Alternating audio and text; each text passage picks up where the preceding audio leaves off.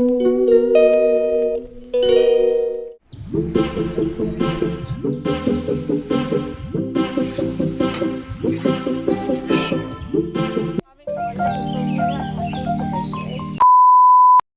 বন্ধুরা, welcome back to my channel. আমার চ্যানেলে নতুন একটা ভিডিওর সাথে তোমাদের সবাইকে অনেক অনেক ওয়েলকাম। তো আজকে আমি আবারও তোমাদের সাথে আরেকটি রেসিপি ভিডিও নিয়ে চলে এসেছি।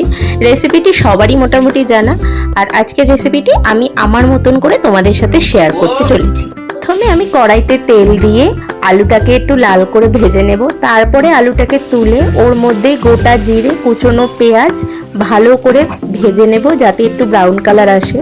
তারপরে আমি একটা মশলা পেস্ট করে রেখেছিলাম, আদা, রসুন, কাঁচা লঙ্কা, টমেটো, পেঁয়াজ। তো সেই মশলাটা দিয়ে ভালো করে কষিয়ে নেব। তার কিছুক্ষণ পরে আমি নুন, হলুদ দিয়ে ভালো করে একটু নাড়িয়ে তারপরেও আবার একটু জিরের গুঁড়ো দিয়ে দেবো। জিরের গুঁড়োটা দেওয়ার কিছুক্ষণ পরেই দিয়ে দেবো মিট মশলা অল্প পরিমাণে। তারপরে একটু দেবো চিনি স্বাদ মতো, এটা তোমরা চাইলে নাও দিতে পারো। তো দেওয়ার পরে ভালো করে কষাবো। তার সাথে আমি কিন্তু টমেটোও দিয়ে দিয়েছিলাম। তারপরে আমি যে মাংসটাকে একটু ম্যারিনেট করে রেখেছিলাম, মানে সেরকম কিছুই না, নুন আর হলুদ দিয়ে একটু মাখিয়ে রেখেছিলাম, ওটা এই মশলাটার মধ্যে দিয়ে ভালো করে কষাবো। তারপর কিছুটা কষে আসলে ফ্যাটানো টক দইও আমি ওর মধ্যে দিয়ে ভালো করে কষিয়ে নেব।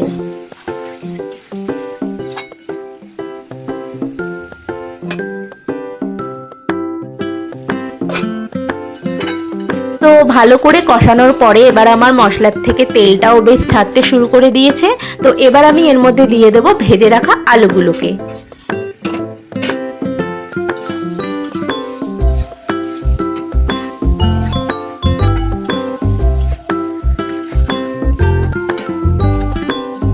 তো আলুগুলোকে দেওয়ার পরে মাংসটাকে আমি আবারও ভালো করে একটু কষিয়ে নেব। যখন দেখব যে মাংসটা পুরো কষে এসেছে, তখন আমি ওর মধ্যে দিয়ে দেবো একটু গরম জল।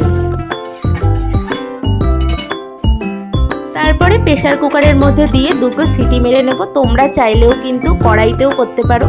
আমার হাতে একটু সময় কম ছিল বলেই আমি প্রেসার কুকারে বসিয়েছি, তোমরা চাইলে কিন্তু কড়াইতেও করতে পারো।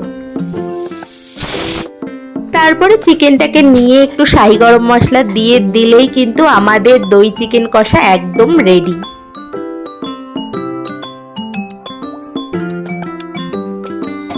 তো আমার চিকেনটা কিন্তু এখানে পুরোপুরি রেডি। এবার আমি এখানে পরোটাটা বানিয়ে নেব।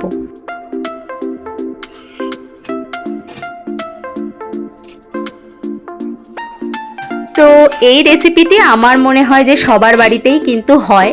তো আমি আমার মতন করে তোমাদের সাথে শেয়ার করলাম। আর তোমাদের কার কার দই চিকেন কষার সাথে পরোটা খেতে ভালো লাগে অবশ্যই কমেন্ট বক্সে আমাকে জানিও। আর আজকের ভিডিওটি তোমাদের কেমন লাগলো, যদি ভালো লেগে থাকে like, comment, share and subscribe করে দিও। আর একটা অন্তত প্লিজ লাইক করে দিও, কারণ তোমাদের ওই একটা লাইক আমাকে অন্য ভিডিও বানাতে অনেকটাই মোটিভেট করবে। তো চ্যানেলে নতুন হয়ে থাকলে চ্যানেলটি প্লিজ সাবস্ক্রাইব করে দিও।